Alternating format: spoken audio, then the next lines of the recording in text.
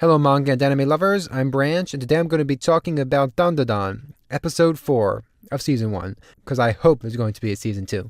Man, this episode was non-stop, fantastically animated action. I loved it. It's not my favorite. Episode 2 is probably still my favorite in that regard, and maybe even the episode after that because, I prefer the slice of life stuff over the combat, and really any show, but I do appreciate some nice animated action with some good choreography and holy camera movement. The cameraman in this episode was insane. But I mean, aside from all that, there's not much to talk about because it's just them destroying the Turbo Granny. And you know what? I have to say, I did not expect them to win in this episode.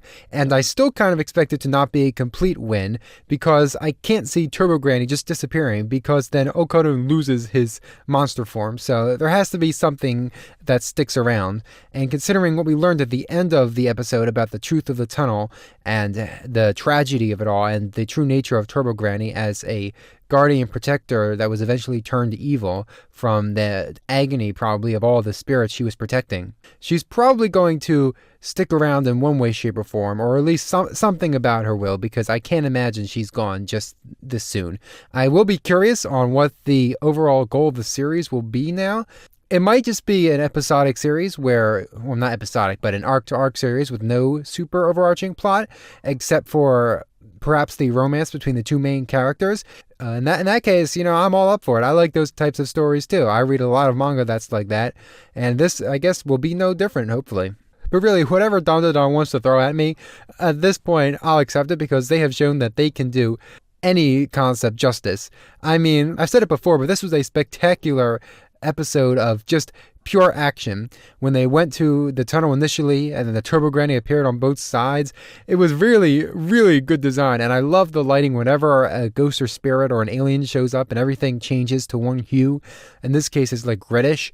And how they have to trick the Turbo Granny to actually racing against them because they can't beat her any other way. And oh my goodness, Okoro really is taking the cake this episode. When they're about to get destroyed in that tunnel, he goes for it. He has no hesitation in putting himself on the line.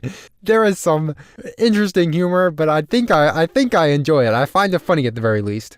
And then with the crab amalgamation of all the tortured woman's souls that comes after them, and how Okoro gets fully possessed and instead of cursed. Now, it's a little bit tricky to remember the difference, but before he was cursed, Turbo Granny wasn't actually in him. Now Turbo Granny is in him, which is why they have such a hard time getting around because Momo has to keep Turbo Granny in check, like her actual self in check, while also trying to keep Okoro in just enough in beast mode to not lose his mind.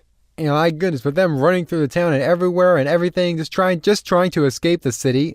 Like, my goodness, these poor people who are getting destroyed and their buildings are destroyed for what they can see is nothing there.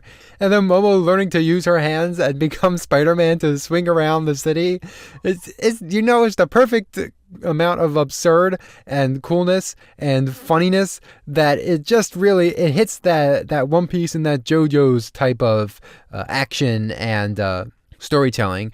And like I expected, they used the train to defeat Turbo Granny at the end. I thought they were going to use the train to lure her out of the city, which they kind of did, but they really used it with Momo's grandma, with her barriers. And I appreciate this a lot more because her barriers were set up in the last episode, but they didn't really come back too much after that. And in any normal series, that wouldn't have been a problem. We would have seen it way down the line, but they did manage to tie her into this story arc, and I really like that. And it seems now that the first story arc of Dandadan is complete. If I am reading this correctly, I mean, it all started with Turbo Granny, and now Turbo Granny is quote-unquote gone. So I guess we're moving on to whatever's next. Hopefully some school shenanigans or some alien stuff. Well, I've had a little bit much of the aliens for now. Maybe some more ghosts and things, because Turbo Granny can't be the only one. There's also a bunch of characters that we will probably meet before the end of the season, although we're already a third of the way through it. So I'm looking forward to that. So we have to be going back to school or some other place. You know what? I really don't care what we do because I know I will appreciate it.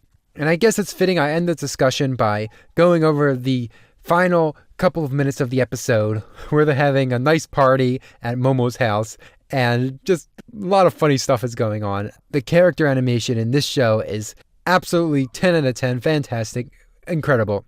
And just seeing the grandma and Okuru and Momo going around, Momo being a hamster destroying those crab or shrimp that they were eating while Okuru was running for his life from the grandma. Fantastic, amazing. It's just so funny. And then at the end where they depart and they don't say goodbye. Well, at first they say goodbye, but they change it around to see you tomorrow. And that's really nice because at the end of the day, this first story arc was about the start of these two characters' relationship. Now as friends, probably not staying that way for a while. I mean, we can all see the chemistry going on. So this show is definitely going to have a lot of romantic elements in it. And I'm all for that because there's nothing I like better than an action show that is run by romance. Absolutely incredible. This is definitely the best show of this season. It's still competing with Losing Heroines for the best show of the year, but it is getting there. That being said, that's all I have to say on this episode. Hope to see you in the next one. Bye.